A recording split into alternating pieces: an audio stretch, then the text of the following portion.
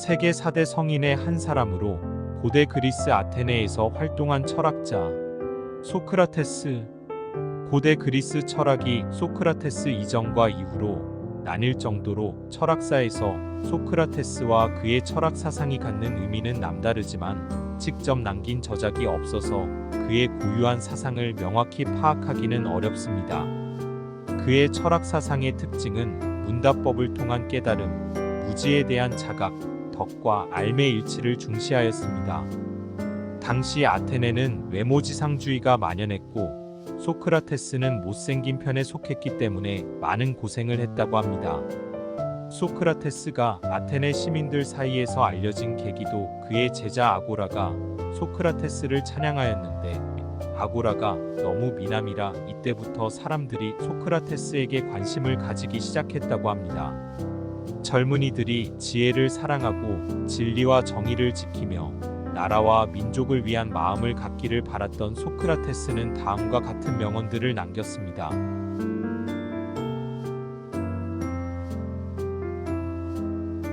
언어의 오용은 영혼의 악을 유발합니다. 무엇이 옳은지 알면 사람은 그것을 할 것입니다. 아무도 악해지기를 원하지 않습니다. 도망치지 않고 자신의 자리에 남아 적과 싸우는 용기 있는 사람입니다.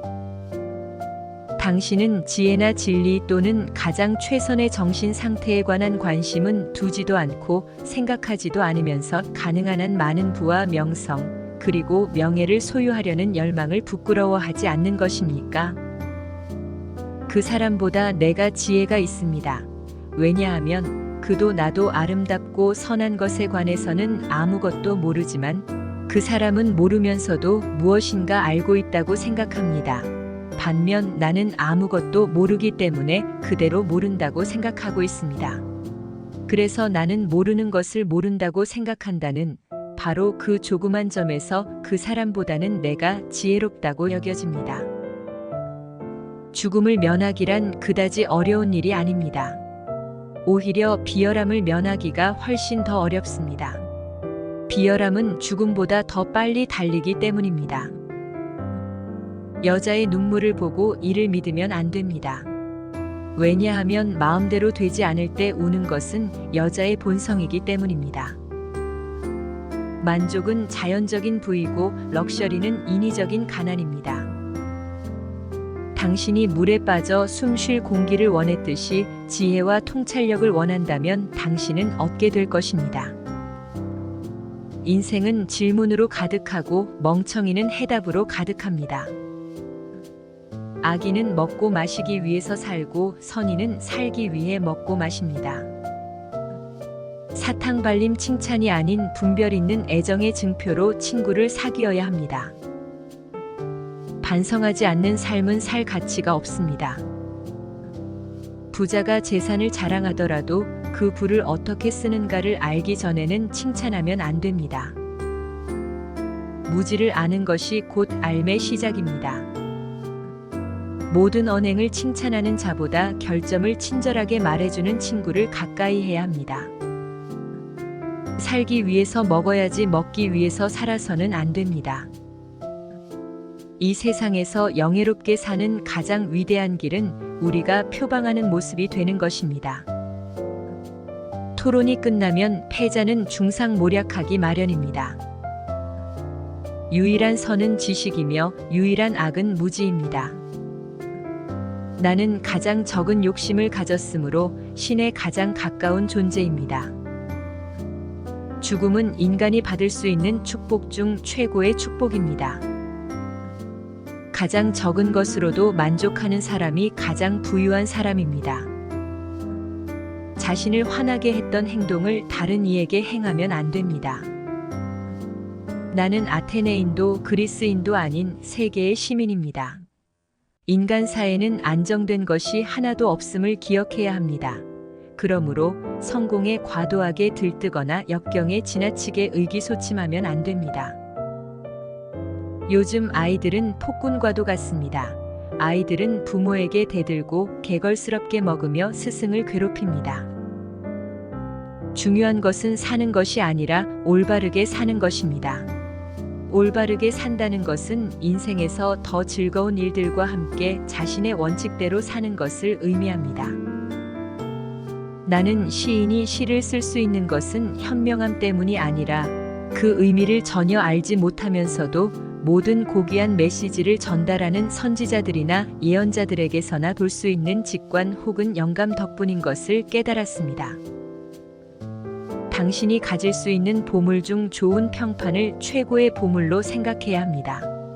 명성은 불과 같아서 일단 불을 붙이면 그 불꽃을 유지하기가 비교적 쉽지만 꺼뜨리고 나면 다시 그 불꽃을 살리기가 지난하기 때문입니다. 훌륭한 명성을 얻기 위한 법은 자신이 드러내고자 하는 모습이 되도록 노력하는 것입니다. 바르게, 아름답게, 정의롭게 사는 것은 결국 모두 똑같은 것입니다. 유일무이한 진정한 지혜는 당신이 아는 것이 없다는 것을 아는 것입니다. 나는 무엇도 누구에게도 가르칠 수 없습니다. 나는 단지 그들을 생각하게 만들 수 있을 따름입니다. 친절해야 합니다. 당신이 만나는 모든 사람은 모두 인생이라는 힘든 전장에서 싸우고 있기 때문입니다. 마음이 강한 사람은 생각을 논하고 보통의 마음을 가진 사람은 사건을 논하며 마음이 약한 사람은 사람을 논합니다. 아무튼 결혼해야 합니다. 만약 좋은 아내를 얻는다면 당신은 행복해질 것이고 악처를 얻는다면 당신은 철학자가 될 것입니다. 자신이 가진 것에 만족하지 못하는 사람은 가지고 싶은 것을 가져도 만족하지 못할 것입니다. 당신 자신을 알아야 합니다. 모든 행위는 쾌락과 대가가 따릅니다. 변화의 비밀은 옛 것과 싸우는 것이 아니라 새 것을 만드는 데에 모든 에너지를 집중하는 것입니다. 다른 사람이 쓴 책을 읽고 자신을 개선하는데 시간을 할애하면 남들이 열심히 노력한 것을 쉽게 얻을 수 있습니다. 호기심은 지혜의 시작입니다. 당신이 보이고자 하는 대로 행동해야 합니다. 유년기에는 겸손하고 청년기에는 온화하고 성인기에는 정의롭고 노년기에는 신중해야 합니다. 자신을 찾고 싶다면 자신을 위해 생각해야 합니다. 세상을 움직이고 싶다면 먼저 자신부터 움직여야 합니다. 부보다 지식을 추구해야 합니다. 부는 일시적이고 지식은 영원하기 때문입니다. 원하는 것을 얻지 못하면 고통을 받고 원하지 않는 것을 얻어도 고통을 받고 정확히 원하는 것을 얻어도 그것을 영원히 붙잡지 못해 여전히 고통을 받습니다. 당신의 마음은 당신의 공경입니다. 마음은 변화로부터 자유롭고 싶어 합니다. 고통에서 자유롭고 싶어 하며 삶과 죽음의 의무로부터 자유롭고 싶어 합니다. 하지만 변화란 절대 법칙이며 이 진실을 대체할 수 있는 것은 아무것도 없습니다. 모든 사람의 영혼은 불멸이지만 덕망 있는 사람의 영혼은 불멸이면서 신성합니다. 먼저 연민에 대한 이해를 얻지 않고는 가장 높은 사유의 영역은 도달할 수 없습니다. 당신이 나를 믿지 않을 거라는 건 알지만 인간의 탁월함의 가장 높은 형태는 자신과 다른 사람들에게 의문을 제기하는 것입니다. 참된 견해를 갖고 있더라도 그것을 이해하지 못했다면 바른 길 위에 서 있는 시각장애인과 같습니다. 질문을 이해하는 것은 정답의 반을 찾은 것입니다. 최소한의 친절한 행동이 최대한의 의도보다 더 가치가 있습니다. 교육은 불을 점화하는 것이지 그릇을 채우는 것이 아닙니다. 행복의 비결은 더 많은 것을 추구하는 것이 아니라 더 적은 것을 즐길 수 있는 능력을 개발하는 데 있습니다. 신체 단련의 문제에서 아마추어가 될 권리는 아무도 없습니다. 자기 신체가 성취할 수 있는 아름다움과 힘을 목격하지 못하고 늙어가는 것은 부끄러운 일입니다. 바쁜 삶의 황량함을 조심해야 합니다. 진정한 지혜는 우리가 삶과 우리 자신 그리고 주변 세상에 대해 얼마나 이해하지 못하고 있는지 깨달을 때 우리 각자에게 찾아옵니다. 일단 남자와 동등하게 되면 여자는 그에 상관이 됩니다. 상처 입은 사람은 그 상처를 되갚으려 해서는 안 됩니다. 어떤 상황에서도 불의를 행하는 것이 옳을 수 없기 때문입니다. 가끔 벽을 치는 것은 사람들이 접근하지 못하게 하기 위해서가 아니라 누가 벽을 깰 정도로 마음을 쓰는지 확인하기 위해서입니다. 부러워하는 것도 마음의 병입니다.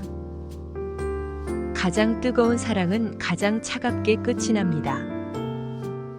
내가 똑똑하다는 것을 아는 것은 내가 아무것도 모른다는 것을 알기 때문입니다. 가장 깊은 욕망으로부터 종종 가장 치명적인 증오가 옵니다. 말 타는 기술을 늘리려면 가장 사나운 말을 타야 합니다.